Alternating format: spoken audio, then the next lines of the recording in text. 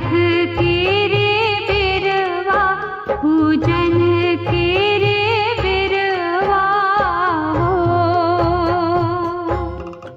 छठ पूजा बिहार समेत देश के कई बड़े शहरों में मनाया जाता है, क्योंकि ये व्रत 36 घंटे तक निर्जला रखना होता है। छठ पूजा के व्रत का नियम भी सभी व्रतों से अलग होता है।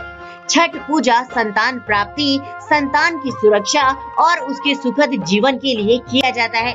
छठ पूजा की महिमा अनंत है। छठ पूजा के महत्व को समझने के लिए चलिए इस वीडियो में निसंतान राजा प्रियंवद की कथा को जानते हैं कि कैसे उन्होंने अपने पुत्र की रक्षा के लिए ये छठ पूजा का व्रत किया। और आप यदि छठ पूजा का व्रत रखते हैं तो आपको इनके नियमों की जानकारी होनी चाहिए कि छठ पूजा व्रत के नियम क्या हैं और किस प्रकार इनका पालन करना चाहिए। वीडियो शुरू करने से पहले एक रिक्वेस्ट है मेरा आपसे कि नीचे रेड कलर के सब्सक्राइब बटन पर क्लिक करके बेल आइकन को प्रेस कर दीजिए, ताकि मेरे आने वाले नॉलेजेबल वीडियो भी आप देख सकें। सो चलिए आज की वीडियो शुरू करते हैं।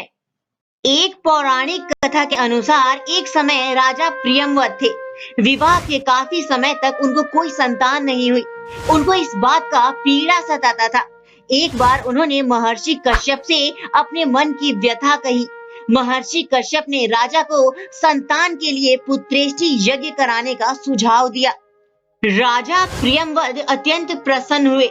उन्होंने पुत्रेष्टि यज्ञ विधि विधान से कराया। यज्ञ में आहुति के लिए खीर बनाई गई।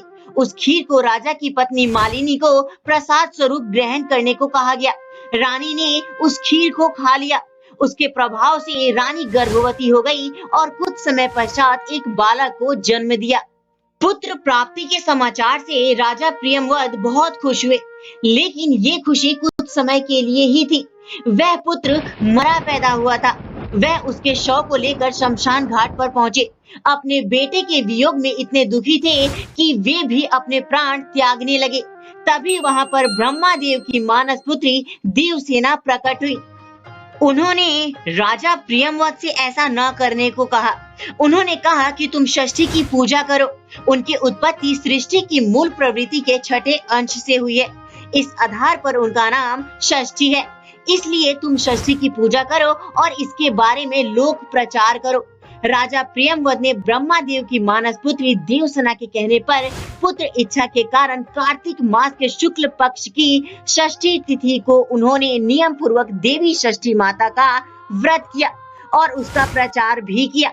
षष्ठी पूजा के प्रभाव से राजा प्रियंवद को पुत्र रत्न की प्राप्ति हुई।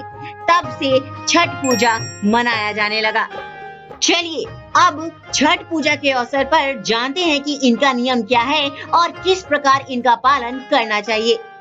4 दिनों की छठ पूजा का व्रत रखने वाले व्यक्ति को पलंग या तख्त पर सोने की मनाही होती है। वह जमीन पर चटाई बिछाकर सो सकता है और कंबल आदि का प्रयोग कर सकता है। व्रती को चारों दिन नए और साफ वस्त्र पहनना होता है। इसमें भी इस बात का ध्यान दिया जाता है कि वे वस्त्र सिले ना हो। महिलाएं साड़ी और पुरुष धोती पहनते हैं। हालांकि आजकल लोग कोई भी वस्त्र पहन लेते हैं।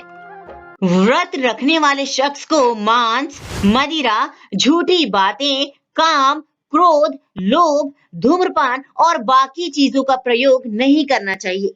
आप छठ पूजा का व्रत रखते हैं तो परिवार के सभी सदस्य को तामसिक भोजन से दूर रहना चाहिए।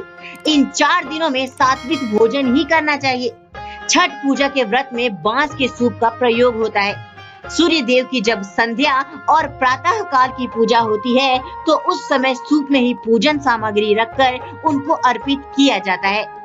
छठ पूजा में छठी मैया और भगवान भास्कर यानी सूर्य देव को ठेकुआ और कसार यानी चावल के आटे के लड्डू का भोग लगाया जाता है। छठी मैया की पूजा का व्रत साफ सफाई का है। पहले दिन घर और पूजा स्थल की साफ सफाई की जाती है। घाटों की भी साफ सफाई की जाती है।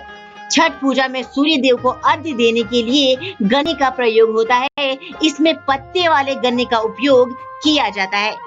छठ पूजा का महत्व बहुत ज्यादा है। ये व्रत सूर्य भगवान, उषा, प्रकृति, जल, वायु को समर्पित है। इस त्योहार को मुख्यतः बिहार में मनाया जाता है। इस व्रत को करने से निसंतान दंपतियों को संतान सुख प्राप्त होता है। कहा जाता है कि ये व्रत संतान की रक्षा और उनके जीवन की खुशहाली के लिए किया जाता है। इस व्रत का फल सैकड़ों यज्ञों के फल की प्राप्ति से भी ज्यादा होता है। सिर्फ संतान ही नहीं बल्कि परिवार में सुख समृद्धि की प्राप्ति के लिए भी ये व्रत किया जाता है। खरना वाले दिन छठ पूजा का प्रसाद बनाया जाता है। छठ पूजा के लिए प्रसाद में ठेकुआ जरूर बनाया जाता है। ये गेहूं के आटे, गुड़ या चीनी मिलाकर तैयार किया जाता है। इसके अलावा चावल के आटे से कसार भी बनाया जाता है। एक तरह से ये चावल के आटे से बना लड्डू होता है। सूर्य देव को अर्घ्य देने और छठ मैया की पूजा के लिए डाल सजाया जाता है। बांस के बड़े टोकरे में पूजा की सामग्री, प्रसाद और बाकी चीजें रखी जाती हैं। परिवार का पुरुष सदस्य उस डाल को सिर पर रखकर घाट तक पहुंचाता है। वहां पर छठ मैया की पूजा होती है और उगते और डूबते सूर्य को अर्घ्य दिया जाता है। उम्मीद करता हूँ दोस्तों कि छठ पूजा पर ये वीडियो आपको पसंद आया होगा।